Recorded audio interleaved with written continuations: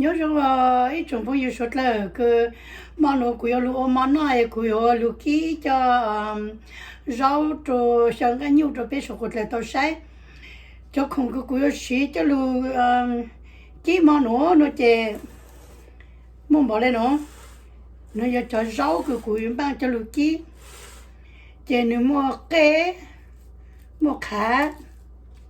một lọ một tổ mỏ chót lá ở chót lá nếu mua lú rau băng lớn ha nếu mua lú băng rau là giờ lú rau băng rau là giờ broccoli cauliflower chẳng cả chỉ nếu mang cái nhú thì nếu mua tapioca starch cũng chỉ mua cornstarch thì cũng chỉ tapioca starch thì nếu mua sugar là giờ năm tám baking soda oyster sauce thì cũng chỉ cho seasoning sauce nó tôi còn được dùng cái cái light soy sauce ha dark soy sauce lấy cho soy sauce lúc lúc thì black pepper food sauce chicken flavor ha cooking oil wine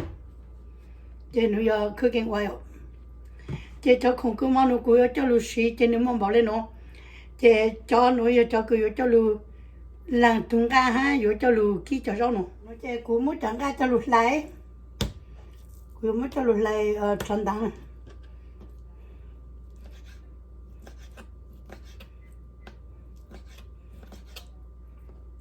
从nhà nhau đến bên nhà sư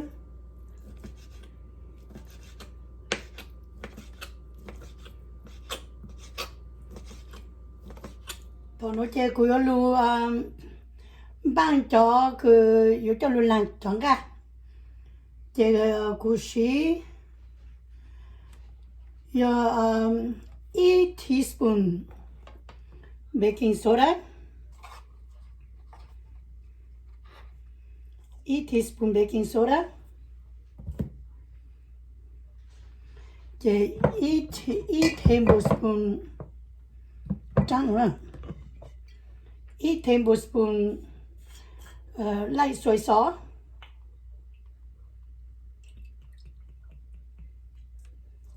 1 tablespoon light soy sauce thì 1 tablespoon oyster sauce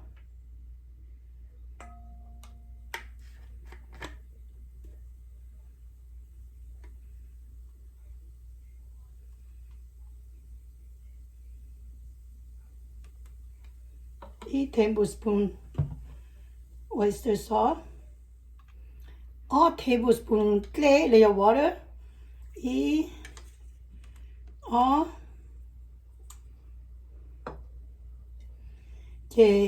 tablespoon cornstarch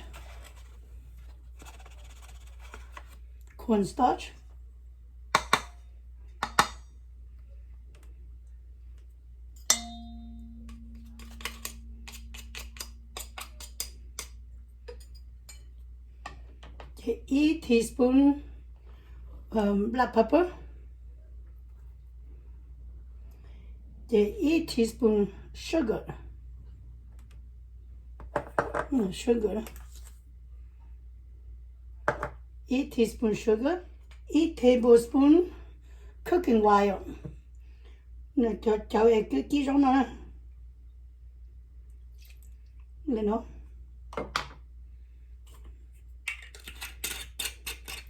chỉ muốn được lưu ok tôi sẽ trắng mình lên nó được lưu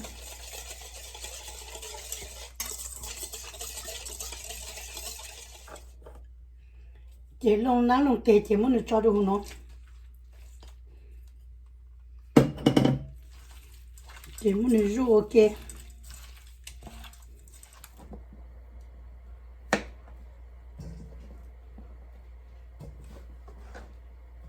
vào rồi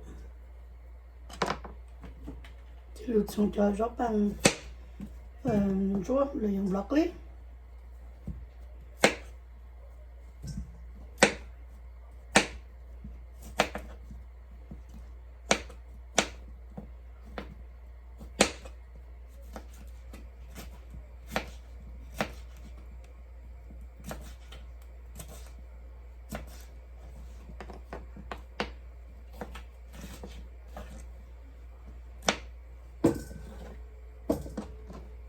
从一样一上是呢，这你要多么，这路车就多么，如就做么就多么，就做那位个，那侬这要过从就看哈就，盖哈就跳，么从你要看，你清楚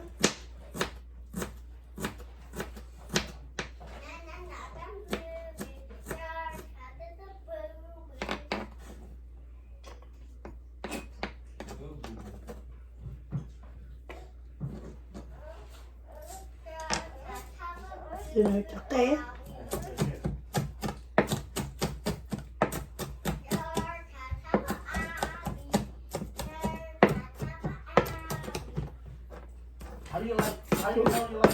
cú lên cú đi nhà cái cho phao rồi nè cái cho phao tên rồi cho tên chỉ một chút cái này nè chỉ cú đi nhà cái phao rồi chỉ nó chặt lúa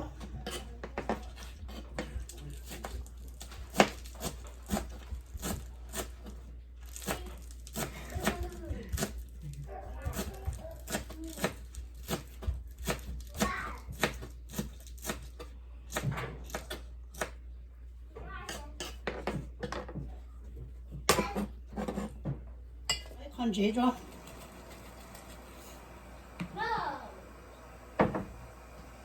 để trái khó cho rồi cũng cho nát rồi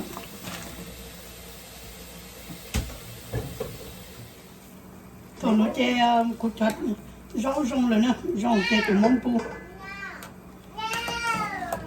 rong ra lên nó là chơi rong là chơi mông bu cho mình cho bệt ra còn nó cũng cho họ cho nó rong chơi mông bu rồi bu cho bệt ra lu to cho sauce cứ cho lu kí cho rau nè so chơi cứ xí oyster sauce là cứ 1 tablespoon nên nó chơi light soy sauce 1 teaspoon 1 teaspoon light soy sauce 1 teaspoon dark soy sauce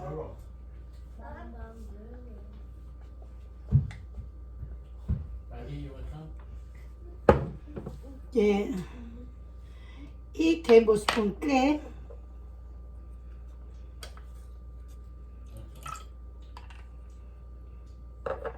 1 teaspoon sugar là nát tảng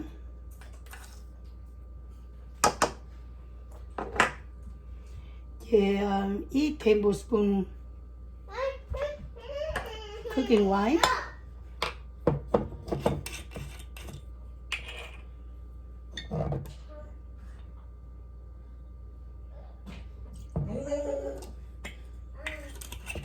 1 teaspoon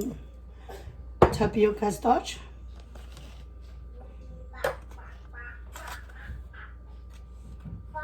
lên nó để 1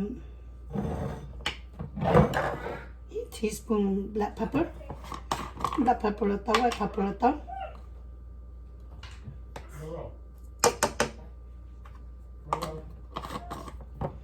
để cô xí 1 teaspoon chicken flavor ha lên nó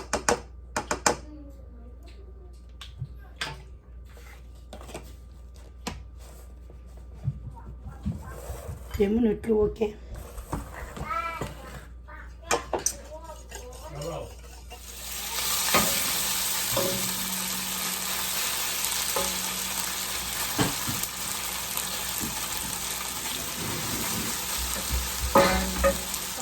thì hát tới nữa xả vô lột nào ha sơ xả hình thì chẳng đã tự tự được cho khỏi chỉ nhà chín rồi cho rau chiếc khá chiếc lò chiếc tê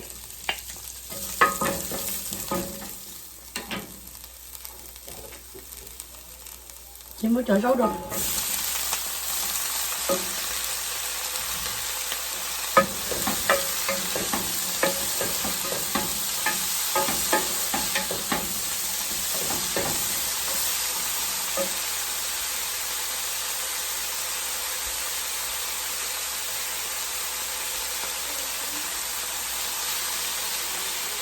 chỉ muốn cho kho nữa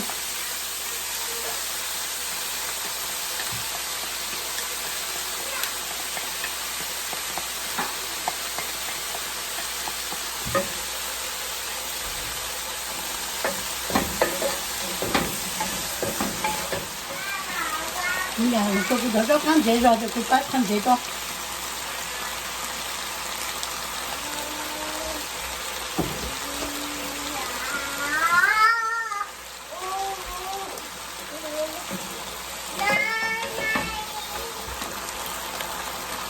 cũng mới chẳng khai đâu nữa